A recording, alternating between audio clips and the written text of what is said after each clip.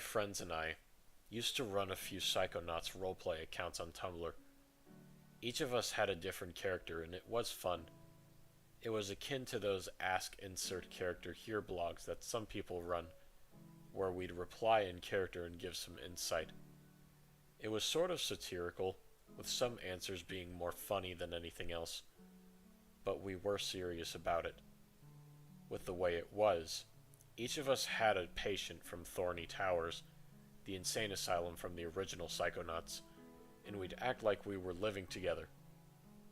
My friend, Zoe, had Edgar Tegley, the one-track-minded artist in his American Velvet mind, known as Black Velvetopia. It fit Zoe quite well, as she was quiet and reserved, often drawing instead of talking to others. Another friend, Sean, had Boyd Cooper, the conspiracy theory-obsessed security guard, and the only part that the rest of the internet seems to remember about the game. Sean was a joker, so it fit him well. I had Fred Bonaparte, a former orderly and descendant of Napoleon who was neurotic and had trouble with failure. I related to him quite a bit, as I tend to make mountains out of molehills. My best friend, Miranda, had Gloria VonGouton, the ex-actress who suffers from severe mood swings and depression after the death of her mother.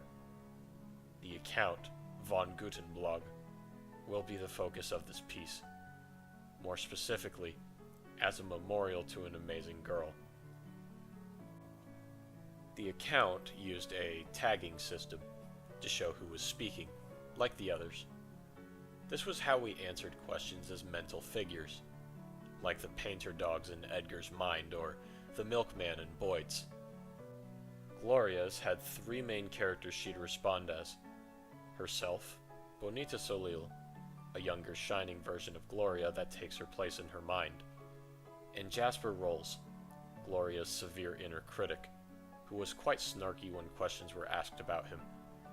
She refused to answer questions as Becky Houndstooth, a mental figure that's Gloria's attempt to control her mind, and an anxious wreck, which I thought was odd. Bonita's answers were the closest to how Miranda actually typed, being quite loose, and sometimes abbreviating words like you and I don't know.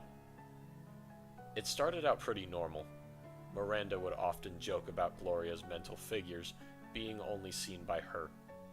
She once tried to show a poster of Bonita to the others when nothing was there to everyone else. Gloria sometimes went on rants about how she was mistreated in her youth, which may have seemed like a cry for help, but was entirely in character. I never took anything she said under the account too seriously, at least until October 11th, 2019. This was when she posted something alarming. It was a short text post that said, "I knew you didn't have it in you to say no. Give it to me, you know I want it." Soon she reblogged this post, adding another mysterious quote. This one I didn't remember that well at first, but Zoe messaged me when I asked and said it was something along the lines of, "I'll show the world how much of a nasty blank you are." Zoe also said that Miranda apparently censored it herself, as she didn't feel comfortable with even typing it.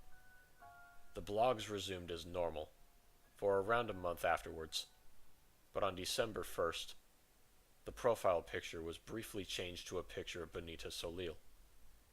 This wasn't that strange, but something else was posted. It was a picture of a dark bedroom, with a broken necklace lying on the bed. It was air-dry clay, painted yellow and orange, a sun. It had been shattered into several large pieces, with what looked like either a hammer or someone's fist. The caption of the image read, "What's the matter? Can't you take a little criticism?" Which is a quote from Jasper Rolls, seen in-game after you defeat him. Miranda sent a few messages to me as well, saying that she didn't feel safe and would be deleting her Facebook soon. I was very confused about what she meant, and tried asking her what was up, but she refused to elaborate. Whatever it was, though, I knew it was bad. One day at school, she had a mental breakdown in the middle of gym and got sent home by the school counselor. I still remember it, watching her collapse on the ground in a sobbing mess, immediately after punching a boy in the face. I saw how unkempt she was compared to how she was a few months back. Portions of her hair were stuck together from the oils produced by her scalp. Her face was pale. There were bags under her eyes. She hadn't slept or even showered in days. I was scared for her, but kept silent about it. I wish I didn't. When I got home, I checked my computer and saw that VonGoutonBlog had posted again. This time, it was a drawing of a nude woman trying to cover herself, while a crowd of people around her took photos. The woman looked like Bonita, but had the facial features of Miranda, and similar clothes to what she wore that day, lied on the ground. She stopped replying to everyone's texts. She cut off contact with everyone. At school, there was an empty desk in every class I was in.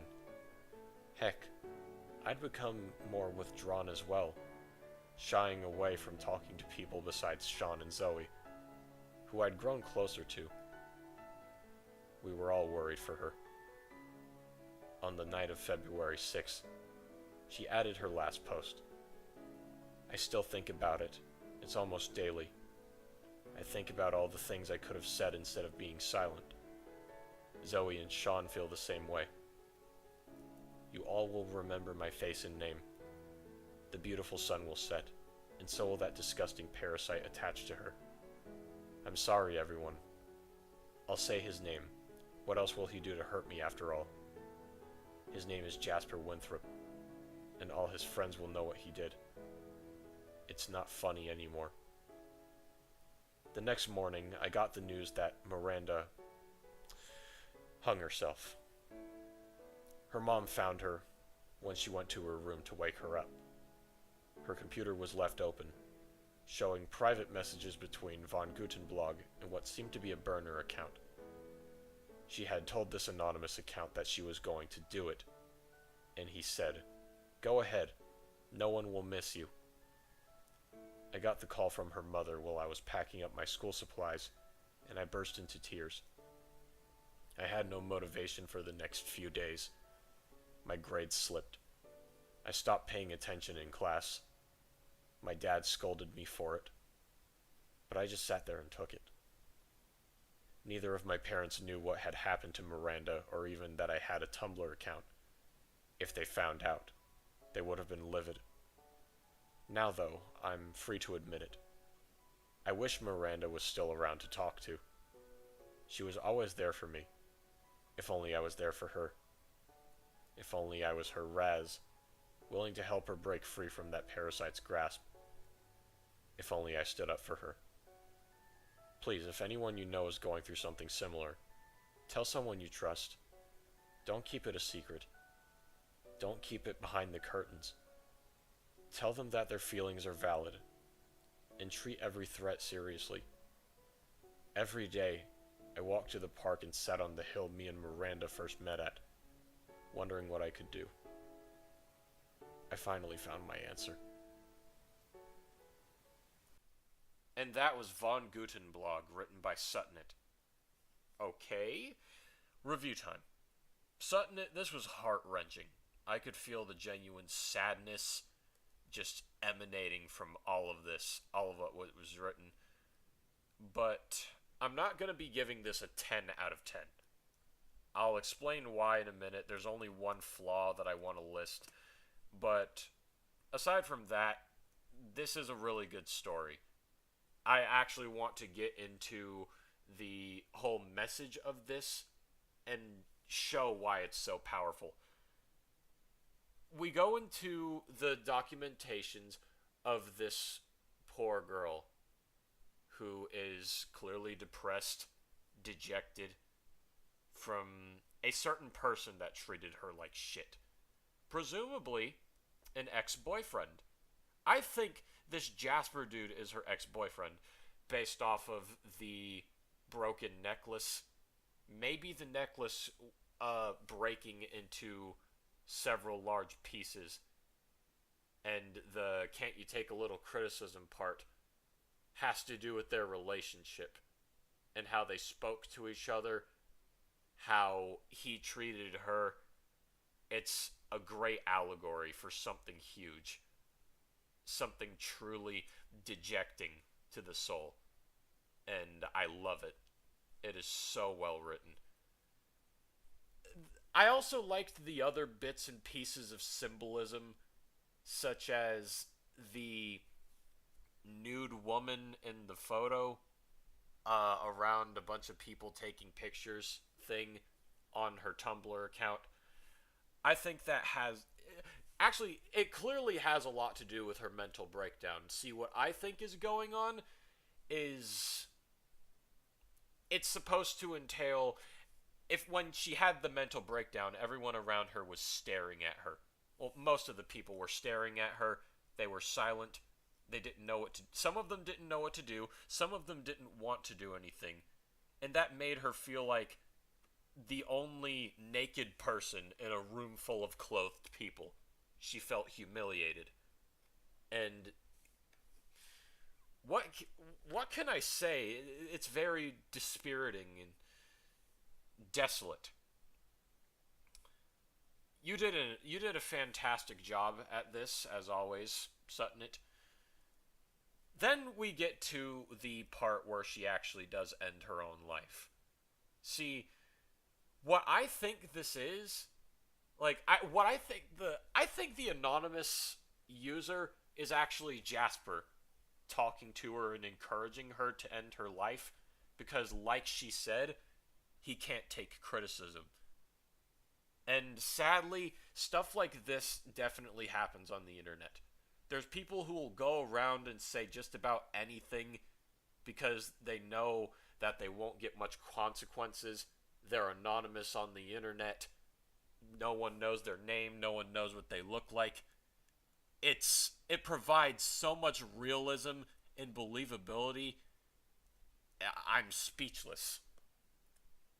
The only thing I really didn't understand was the whole start of the alarming behavior.